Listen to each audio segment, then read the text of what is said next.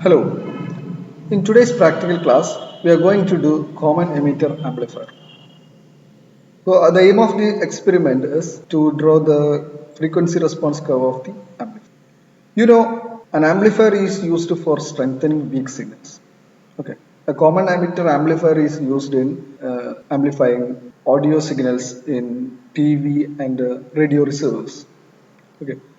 Also in public announcement system, people use amplifiers. Okay. So these are used in audio frequency amplification.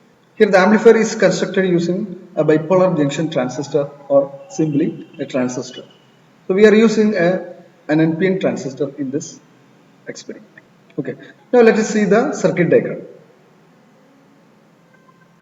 So this is the circuit. Here the amplifier is made using an NPN transistor BC107. Okay, and the biasing for this transistor is done using this for resistors, and here there are two capacitors, input capacitor and output capacitors.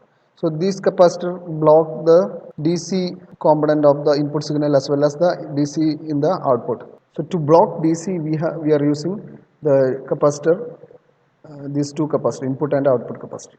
Similarly, there is one more capacitor here. This is the bypass capacitor. So it is connected in the transistor, emitter of the transistor to the ground. Okay, and the input is connected to the base of the transistor. So this is collector, base and emitter. Okay, so here a 12 volt supply is given.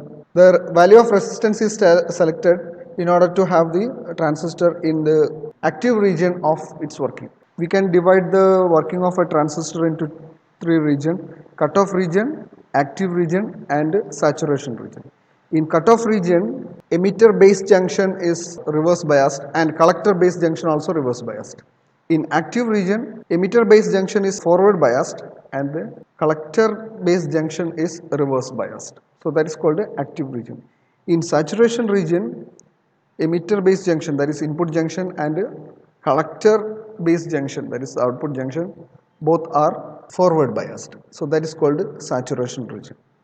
Transistor as amplifier should be always in active region. In active region, how much input signal is coming, the output signal will be proportional to the input signal. Whatever small it will be.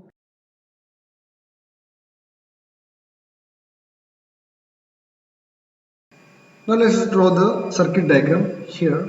So we should have a transistor BC107 as the base, collector, emitter.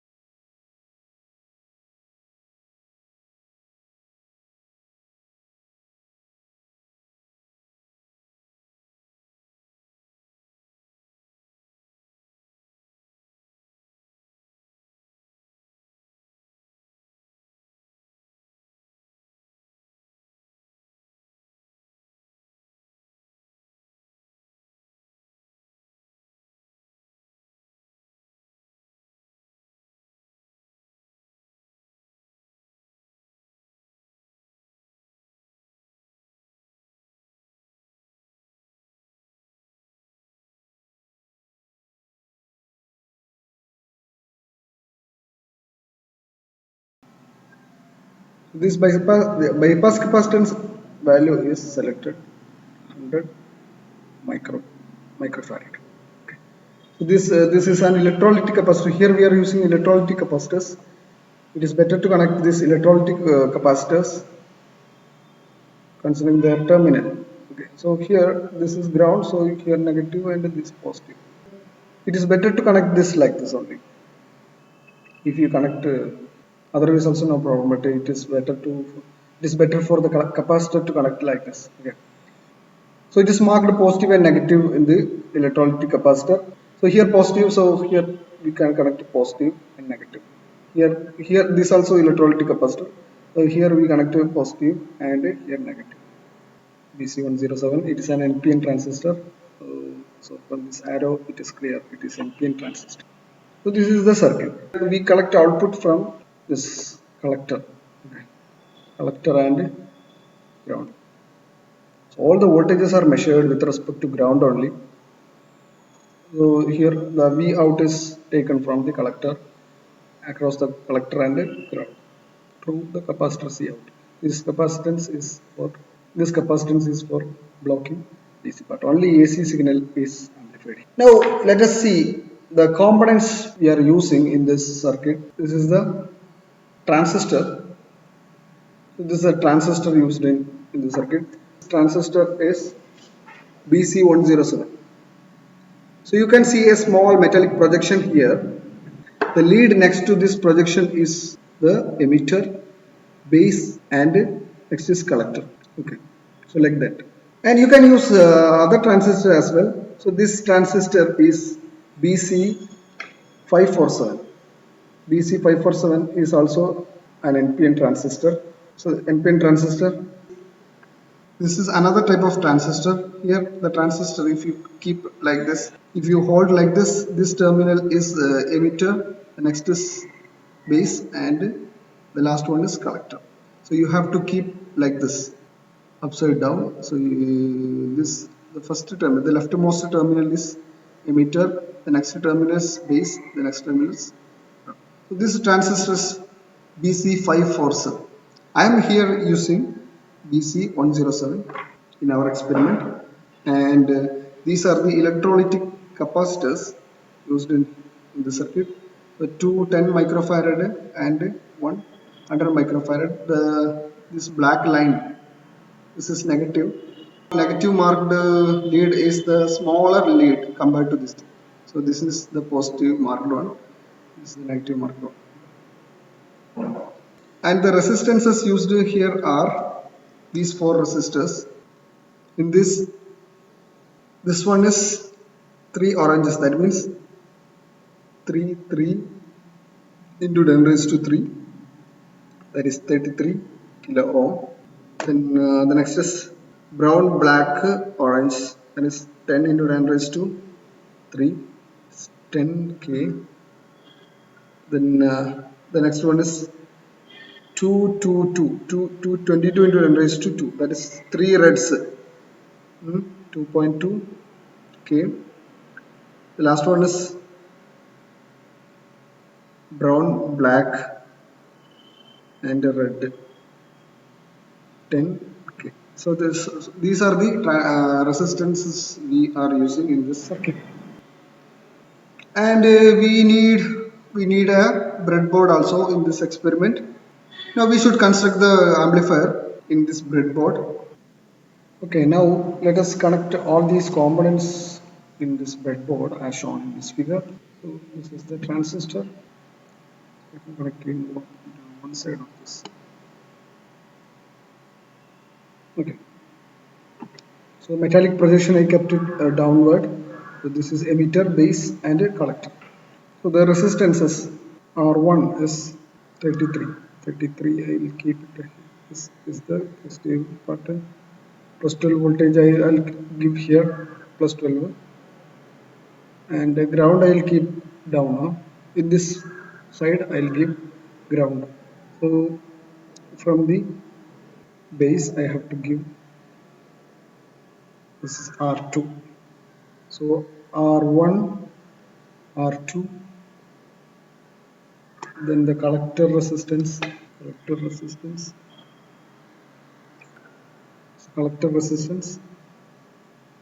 then 1k is connected in the emitter. This is the emitter resistance. So R1, R2, RC, and RE. The input capacitance is connected in the base. So this is the input capacitance. And the output capacitance is connected in the collector, and ground output.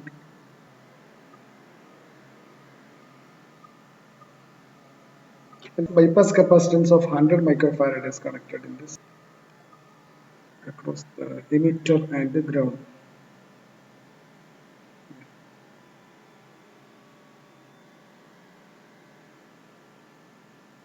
So this is the connection. So it is very simple.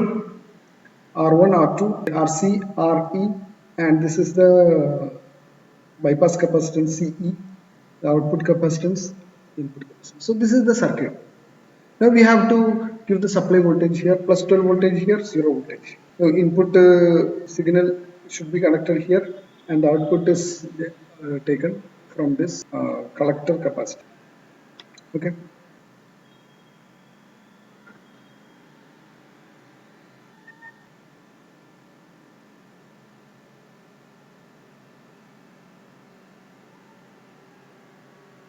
You can see the color code of these resistors. Now we should give the voltage input. Now we should give the supply voltage and the input signal. Okay. Let's connect these voltages.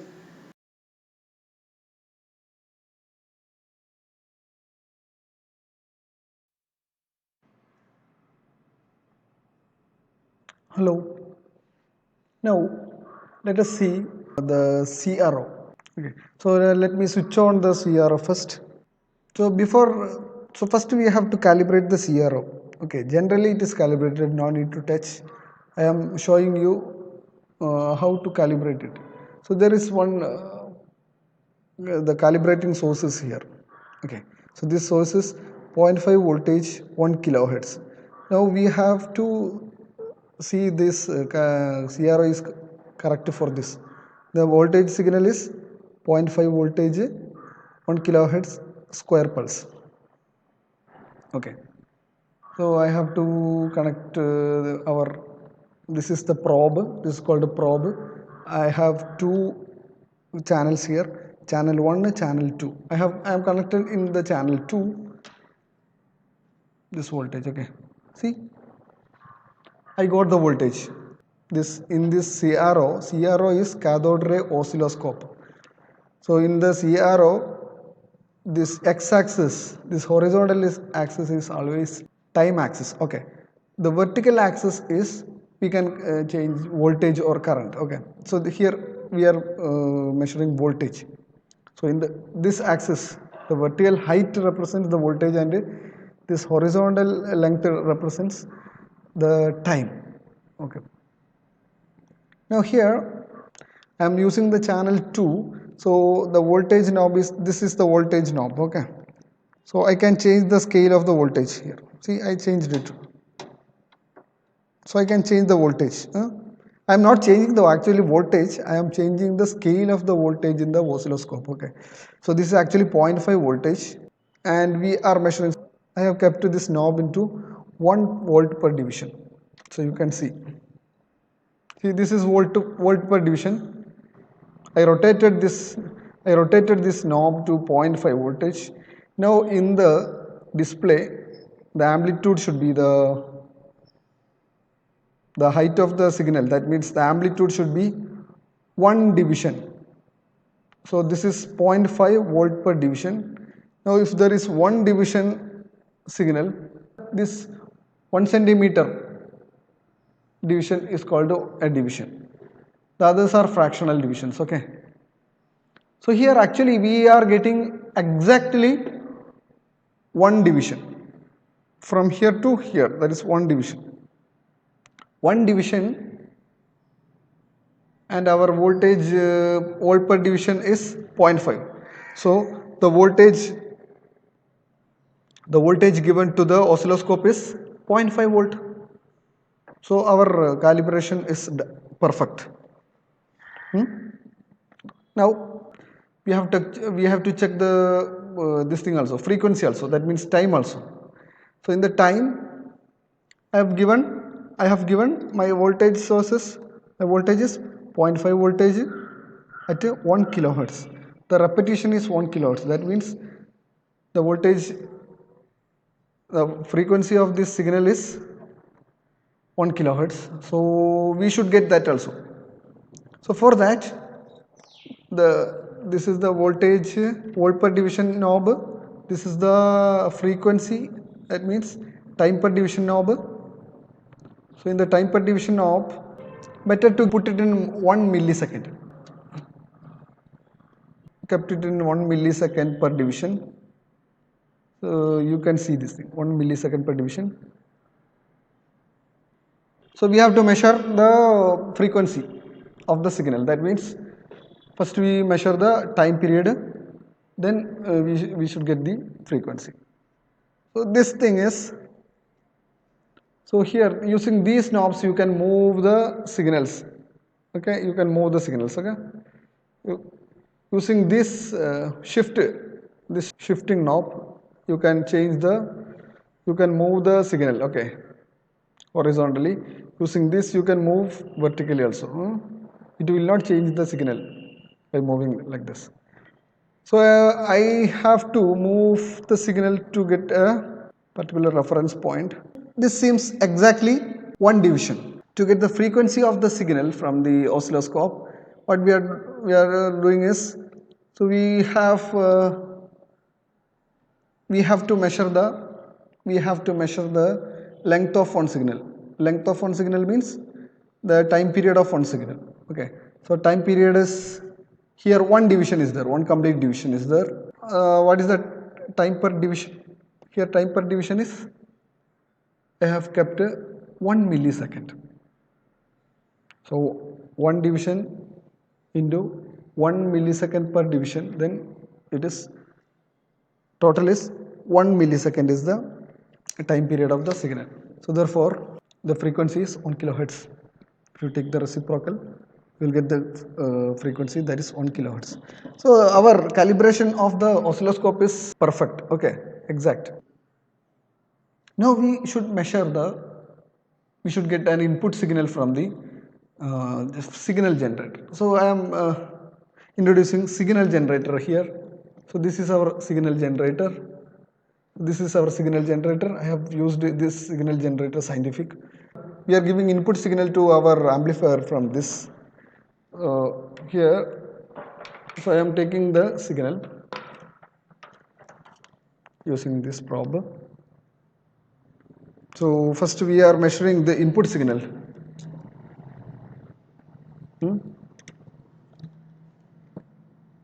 No need to measure the input always. Okay, so we are interested in the output signal rather than input signal.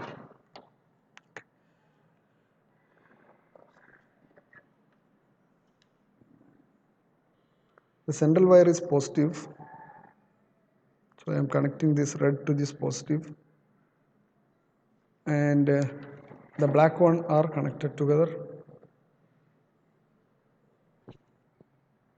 Okay.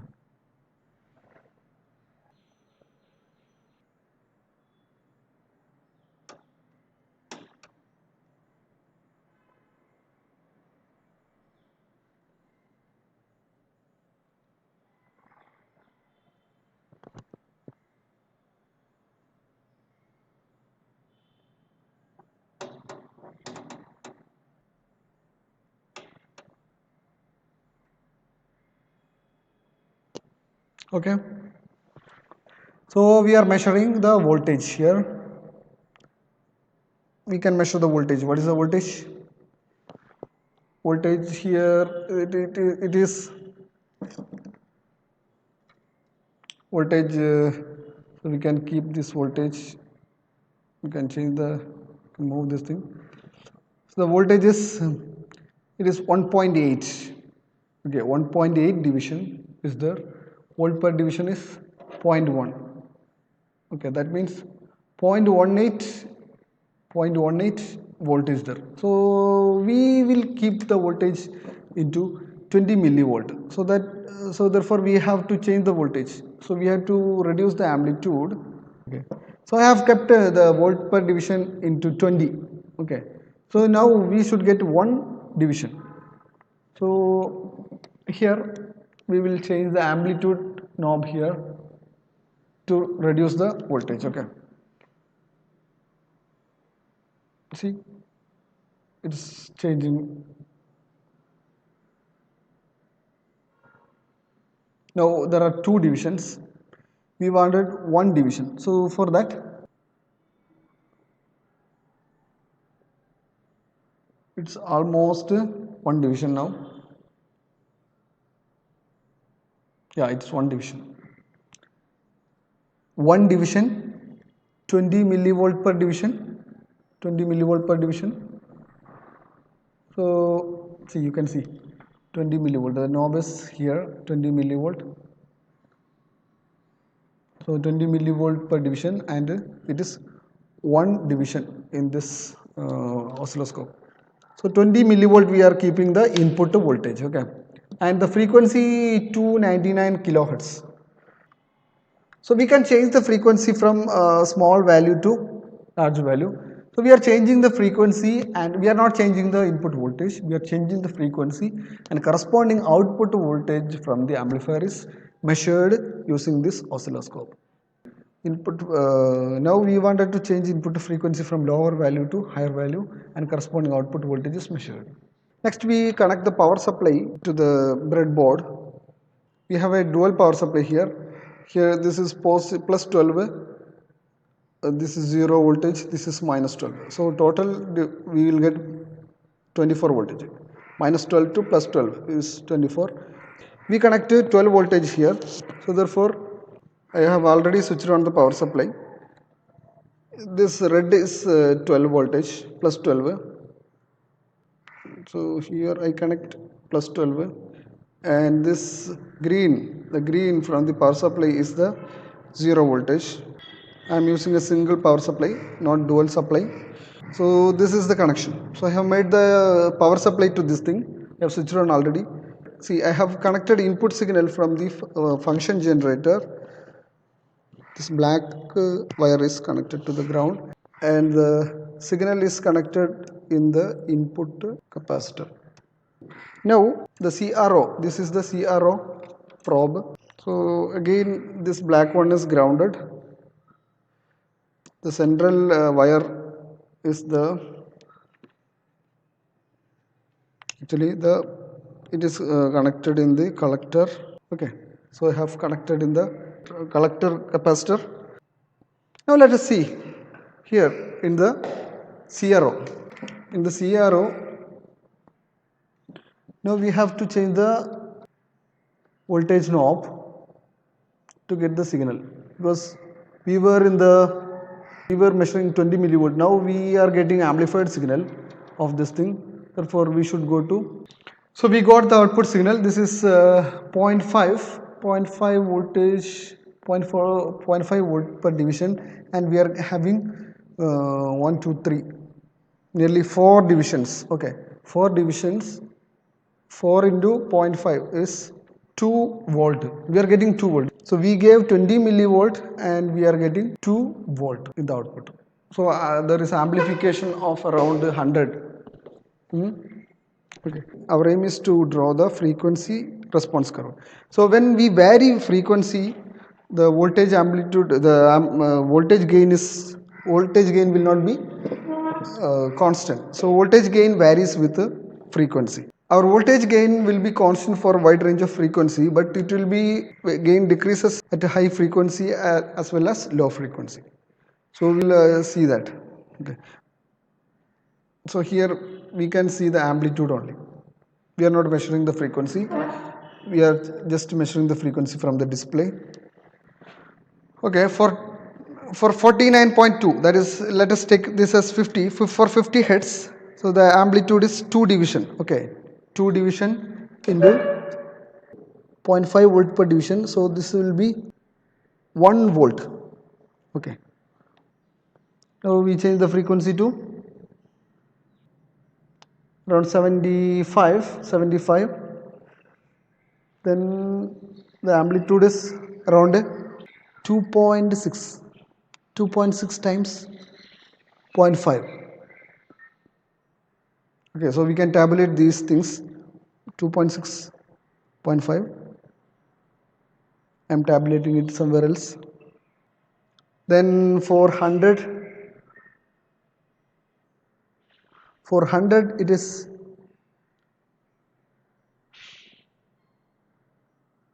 2.8. It's not 3, it's 2.8. For next we take 200. For 200 it is, for 200 it is 1, 2, 3, 3.4, 3.6, 3.6, 3.6 like that.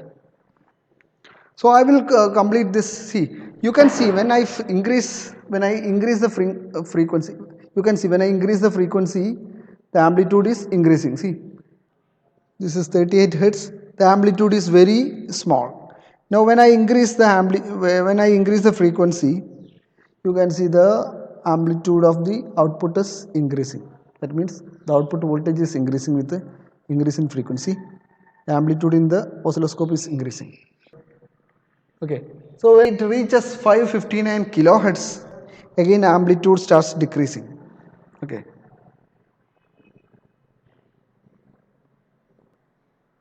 see now the amplitude. See this now around 5000 kilohertz.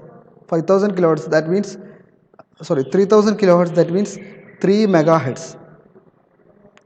This is around 3000 kilohertz, 3 megahertz.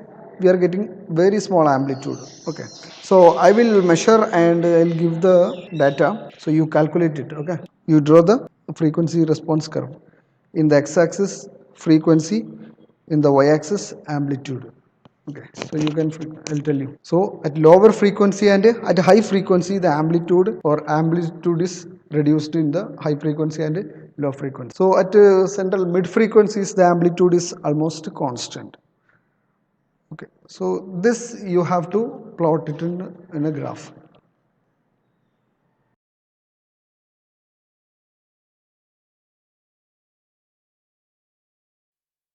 Okay, I have done the experiment for all the frequencies of input signal.